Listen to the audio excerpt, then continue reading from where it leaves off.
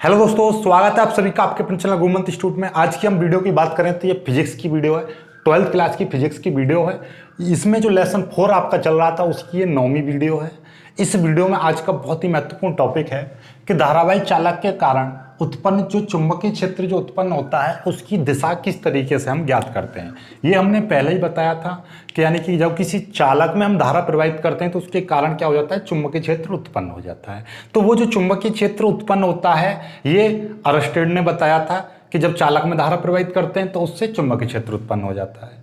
और फिर उसके बाद में क्या आए थे, बायो और सेवर्ट आए थे, उन्होंने ये बताया कि वो चुंबकीय क्षेत्र का मान कितना होता है, नहीं उसकी वैल्यू कितनी होती है, वो बायो सेवर्ट ने बताई थी। अब बात आती है कि जो चुंबकीय क्षेत्र उत्पन्न हो रहा है उसकी दिशा कैसे निकालेंगे, तो ये अलग नियमों से दी जाती है, ये मैक्सवेल ने बताई थी। ठीक है, तो हम समझेंगे पहले इस जो धारावाही चालक के कारण जो चुंबकीय क्षेत्र उत्पन्न होता है उसकी दिशा को हम दो नियमों से ज्ञात कर सकते हैं, यानी दो में से कोई भी एक नियम लगाकर हम ज्ञात कर सकते हैं, या तो दाएं हाथ की हथेली का नियम नंबर 1 या मैक्सवेल का दक्षिणावर्ती पेंच का नियम। ठीक है, पेच जो होता है। अब हम बात करते हैं और इसी के द्वारा हमारा ये चित्र पुराना बना हुआ है, वो जो आपका बायो सेवर्ट नियम में जो डॉट और क्रॉस बताए थे इनका भी मतलब हम समझेंगे। देखिएगा, स्टार्ट करते हैं। सबसे पहले हम इस मैक्सवेल के दक्षिणावर्ती पेच के नियम और दाएं हाथ की हथेली का नियम को समझें। तो उससे पहले देखो, ये डॉट और क्रॉस में हम बहुत ज़्यादा कन्फ्यूजन है, बल्कि कमेंट भी कर रहे थे सर इसमें थोड़ी सी ज़्यादा डाउट है। एक्चुअली में क्या है, टीचर लोग इसको समझाते भी नहीं है क्योंकि उनके पल्ले नहीं पड़ती है, तो हम इसको बहुत ही डीप में जाकर समझाएंगे। ठीक है, पहले जैसे दाएं हाथ की हथेली का नियम, पहले तो ये समझो दाएं हाथ कौन सा है आपका, आप समझिएगा ये क्या है, बायां हाथ। ठीक है, बायां। ये क्या है, राइट हैंड जो होगा उसको हम क्या बोलेंगे, दायां हाथ। ठीक है, अब जो राइट हैंड की हथेली का नियम है, ये नियम कहता है कि इस नियम के अनुसार हम अपने दाएं हाथ का जो पंजा है, यानी ये पूरा पंजा, इसको इस तरीके से फैलाकर रख दें कि जो अंगूठा है वो चालक में बहने वाली दिशा, यानी कि जो अंगूठा किस में आए, अंगूठा आपका यानी कि चालक में बहने वाली धारा की दिशा में, धारा की दिशा में हो। और जो फैली हुई उंगलियां, यानी हम पंजे को फैलाना है, अंगूठा तो आपका कैसा हो, चालक में बहने वाली धारा की दिशा में हो, और उंगलियां उस बिंदु की ओर संकेत करें जहां पर हमें चुंबकीय क्षेत्र की दिशा ज्ञात करनी है। उंगलियां उस बिंदु की ओर संकेत करें जहां पर हमें चुंबकीय क्षेत्र की दिशा ज्ञात करनी है। जैसे आपका ये मान लीजिए, समझो कि ये चालक है और इसमें धारा इस तरीके से बह रही है और एक यहाँ पे एक ये बिंदु क्रॉस बना रखा था। ठीक है, तो आपका हमने क्या करा, ऐसे देखिएगा, ऐसे ऐसे करना पड़ेगा। क्यों, अंगूठा चालक में बहने वाली धारा की दिशा में, अंगूठा, और उंगलियां उस बिंदु की ओर संकेत करें, जैसे कि वो मान लीजिए पी बिंदु है, उस बिंदु की ओर संकेत करें जहां पर हमें वैद्युत चुंबकीय क्षेत्र की दिशा ज्ञात करनी है। तो तब जब हथेली जिस तरफ धक्का लगाएगी वही चुंबकीय क्षेत्र की दिशा होगी। हथेली जिस तरफ धक्का लगाने की दिशा होगी, हथेली के लंबवत, हथेली कहाँ है, ये है, हथेली के लंबवत जो धक्का लगाने की दिशा होगी वही चुंबकीय क्षेत्र की दिशा होगी।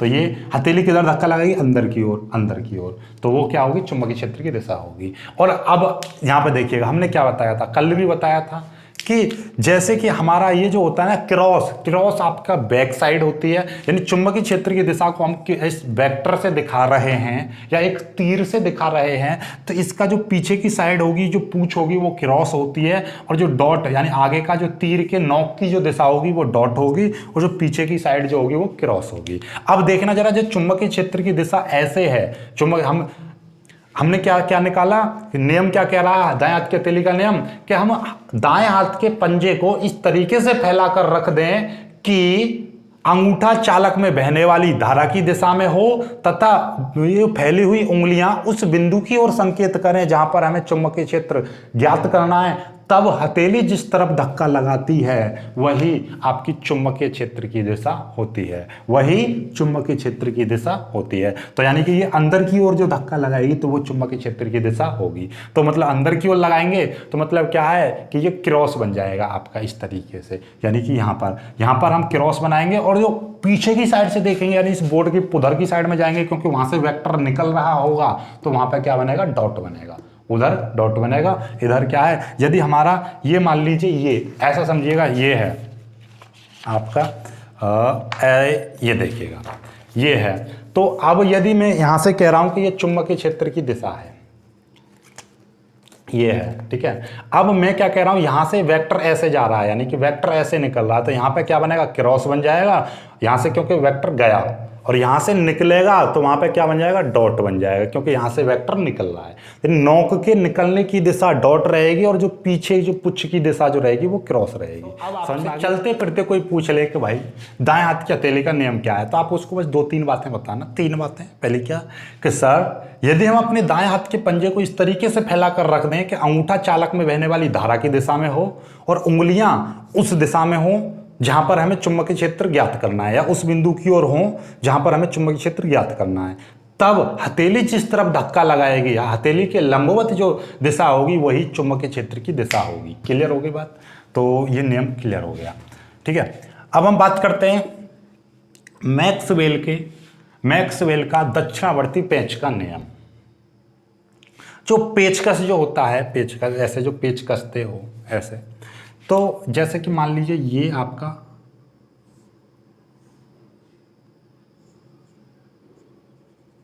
पेच है और ये आपकी नोक है, ये उसकी क्या है, नोक है, ये पेंच है, कोई क्या है, पेंच। और ये हमने क्या ले लिया, एक आपका पेचकस ले लिया है, ठीक है, जिससे हम इसको कसेंगे, ठीक है। ये क्या है आपका पेंचकस, ठीक है। सपोज करो कि ये कोई पैच है और पैच को हम लगातार ऐसे ऐसे कसते रहते तो वो नोक आगे की ओर, जैसे ऐसे ऐसे कसते रहेंगे तो नोक आगे की ओर बढ़ती रहती है।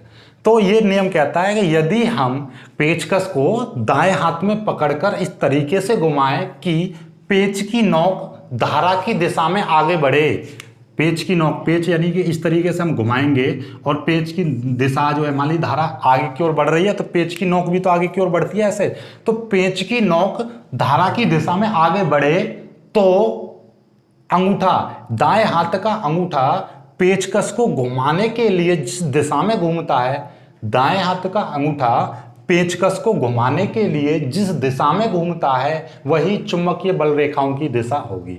जैसे कि जब ये पेचकस है, पेचकस को हम इस तरीके से तो घुमाएंगे, यानी कि दबा दो ऐसे ऐसे ऐसे ऐसे ऐसे ऐसे ऐसे करेंगे, तो मतलब क्या है, ऐसे किया जाएगा, तो यही क्या है, आपकी चुंबकीय बल रेखाओं की दिशा होगी इस तरीके से।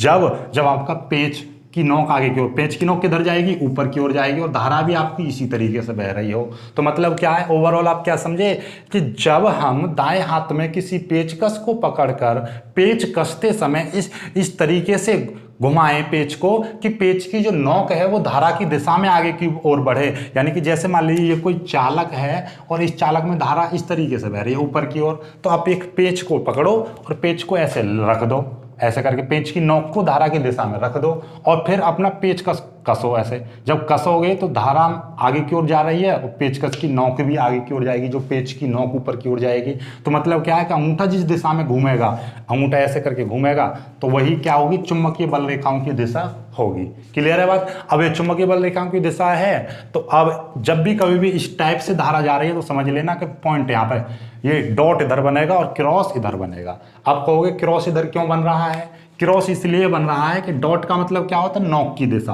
तो यानी कि ऐसे करके निकलेगी तो ऐसे करके घूम रहा है ये, तो यानी कि डॉट का मतलब ये है कि यहाँ से निकली, और क्रॉस का मतलब क्या है कि ये इधर जा रही है तो यहाँ पे क्या हो जाएगी, क्रॉस छोड़ के जाएगी, और डॉट में मतलब क्या है, इधर ये प्रवेश करेगी इसमें। तो नोक की दिशा हमेशा ध्यान रखो, आप कुछ भी दिमाग मत रखना कि जब भी कभी ऐसे आएगी तो डॉट इधर बनेगा, क्रॉस इधर बनेगा। ठीक है, समझ में आ गई बात? आई होप कि ये दोनों नियम आपको समझ में आ गए होंगे। तो एक बार और मैं आपको बता दूं कि पेच कसते समय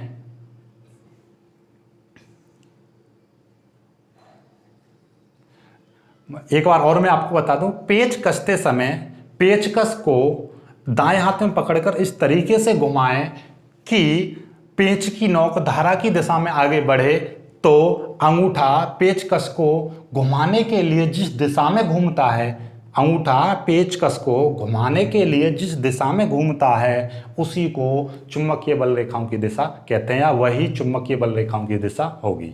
क्लियर है? ओवरऑल ये दोनों चीज़ आपको समझ में आ गई हैं। आई होप कि ये दोनों नियम बहुत अच्छे से आपको उम्मीद है कि ये दोनों नियम आपको बहुत अच्छे से समझ में आ गए होंगे। समझ में आ गए हैं तो वीडियो को लाइक ज़रूर करना, और जो नए लोग हैं वो चैनल को सब्सक्राइब कर लेना और वीडियो को अपने दोस्तों तक शेयर कर देना।